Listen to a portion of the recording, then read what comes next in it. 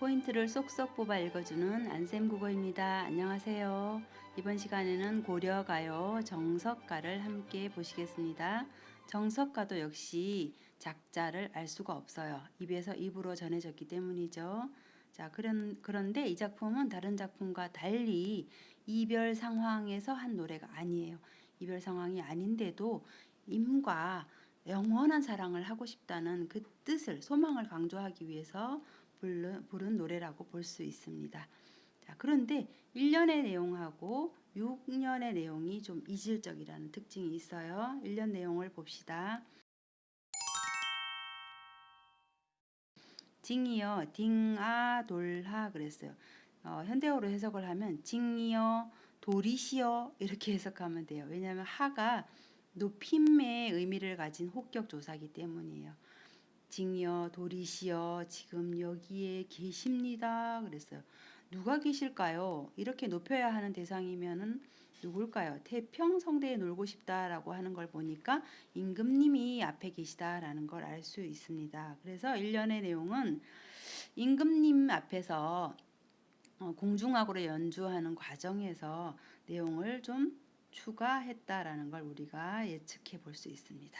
추가된 내용이라서 전체 내용, 임과의 영원한 사랑을 희구하는 주제의식과는 좀 벗어난 이질적 장면이라는 걸 알 수 있습니다.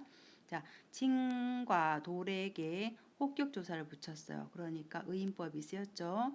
그 다음에 2번 했으니까 반복법이 쓰였습니다. 이 정도까지 하고 이어 넘어가겠습니다. 이연 삭삭기. 삭삭기는 바삭바삭하는 요 뜻이에요. 바삭바삭 소리가 난다. 의성어죠. 의성어. 음성 상징어 사용했습니다.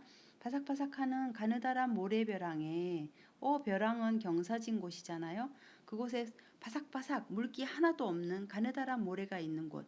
생명을 살릴 수 없는 그런 척박한 땅이라는 뜻이죠. 자, 이곳에다가 뭘 심냐면 생명이 다 죽어버린 군밤 닷대를 심는다 이 말입니다. 군밤을 심어서 그 밤에 싹이 나면 가정을 하는 거죠. 그 밤에서 싹이 나면 이렇게 자 아주 부정적인 상황에서 불가능한 상황에서 그것이 가능해진다면이라는 역설적 상황을 제시를 하고 그렇게 된다면 내가 나의 사랑하는 임과 이별을 해줄게요 이 말이잖아요. 그러니까 절대로 이별을 하지 않겠다라는 것을 반어적으로 표현하고 있습니다. 3년도 봅시다. 똑같은 내용이고 똑같은 구조입니다. 단어만 달라요. 옥으로 연꽃을 새깁니다. 바위에 접을 붙입니다. 자, 둘 다 옥도 바위도 생명이 없는 거예요. 그런데 그곳에서 생명이 꽃이 세 묶음이나 피어나면 이렇게 제시했어요. 이렇게 또 가정법을 사용했네요. 불가능한 상황이 가능해진다면, 자, 역설적 상황이죠. 불가능한 상황이 가능해진다면 나는 임과 이별을 해줄게요. 그리고 또 역시 반어적으로 표현을 했어요. 그러면 임과 이별하기 싫다는 뜻이 반복이 된 거죠. 다음 사연도 마찬가지예요. 무쇠로 군복을 지어서 철사로 주름을 박는데요. 이거 말도 안 되죠. 이것을 주름을 박는 것까지는 또 가능할 수도 있겠어요. 그런데 이것이 다 헐어지면 낡아지면 가정을 했어요. 역시 그것이 다 낡아지면 불가능한 상황이 가능해진다면 자, 역설적 상황을 제시하고 그렇게 된다면 나 유독하신 임과 이별을 해줄게요. 하겠습니다. 그러면 절대 나는 이별 못하겠다라는 반어를 뜻하는 거죠. 오연도 마찬가지예요. 무쇠로 큰 소를 지어다가 철로 된 나무산에 풀어 놓아서 그 소가 철로 된 쇠로 된 풀을 다 먹어야만 가정하죠. 이런 불가능한 상황이 가능해지는 말도 안 되는 역설적 상황이 이루어지면 나 임금님이 아니라 사랑하는 덕이 있는 나의 임과 이별을 하겠다라고 반어적으로 제시하고 있어요. 구조가 똑같죠, 그죠?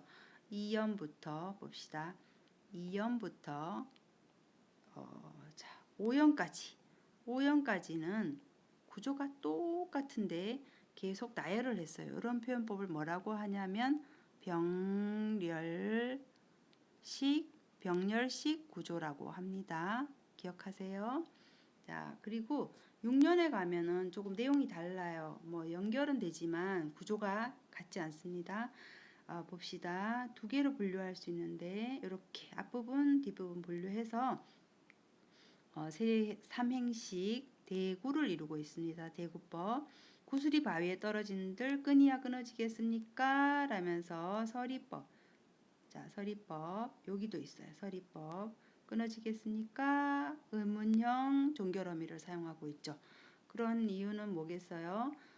임관아 절대로 끊어질 수 없어요 라는 걸 강조하기 위해서겠죠. 그쵸? 그 다음에 은유법. 구슬이라는 단어, 구슬, 끈, 또 뭐 이런 글자는 어휘는 무슨 뜻이냐면 임과 나와의 뭐 만남이 어떤 만남이 시련을 만난다 한들 인연이 끊어지겠습니까? 이 말이에요. 인연은 절대 안 끊어집니다. 이 뜻이죠. 인연. 그래서 은유적으로 표현했고요. 바위라는 시련, 마이너스 상황을 상징법으로 사용했고요. 그래서 구술 이야기를 통해서 사람의 관계, 화자와 임과의 관계를 미루어 짐작할 수 있게 해줬으니까 유추도 사용되었고요. 반복법 당연히 사용되었고요. 여러 가지 표현 방법이 사용되었어요. 그러다 보니까 이 작품에서의 6년은 굉장히 멋진 문장이라고 이제 볼 수 있죠. 그러다 보니까 이 작품이 다른 작품하고 섞여 있어요. 서경별곡이라는 이별 노래에서 이연이 똑같습니다.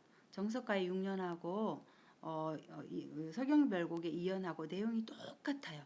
자, 이걸 보면 어떤 작품에서 먼저 쓰여졌는지는 우리가 알 수 없지만 어쨌거나 그 당시에 입에서 입으로 전해지다 보니까 좀 좋은 문장이 있으면 멋진 문장이 있으면 다른 작품에서도 섞여서 썼다, 통용되었다라는 걸 우리가 짐작해 볼 수 있어요. 이것은 기록문학이었으면 가능하지 못했겠죠. 근데 구비문학이었기 때문에 가능했구나라는 걸 우리가 알 수 있습니다. 그리고 이연을 봅시다. 삭삭기 세모래 별의 나난인데 이 나난은 고려가요의 특징이죠. 고려가요로 불리어질 때는 없던 글자예요. 그런데 조선시대에 와서 공중학으로 연이되는 과정에서 악률에 맞추다 보니까 흥을 돋구기 위해서 그냥 붙여놓은 남는 음이라고 이해하시면 됩니다. 여음구라고 하죠. 여음구. 단순하게 그냥 흥을 돋구기 위한 것뿐이에요. 흥을 돋구어서 조흥구, 운율을 좀 나타내고자 하는 목적으로 사용한 거지 의미는 전혀 없습니다. 이렇게 정석가 내용을 다 파악을 했고요.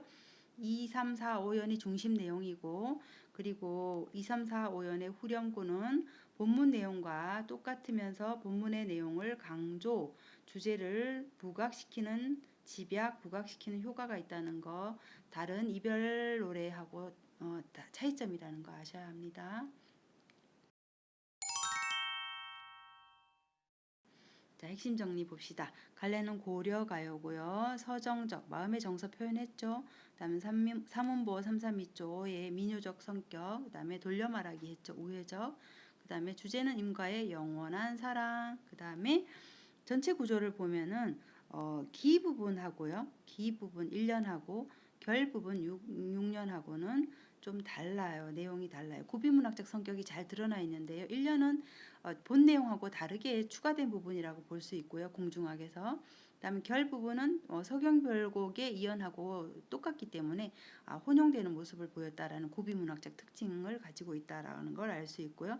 서 부분이 중심 내용입니다. 2연에서 5연까지. 그래서 병렬적 구성으로 진행되고 있다. 그래서 임과의 영원한 사랑을 강조하고 있다는 걸 알 수 있습니다.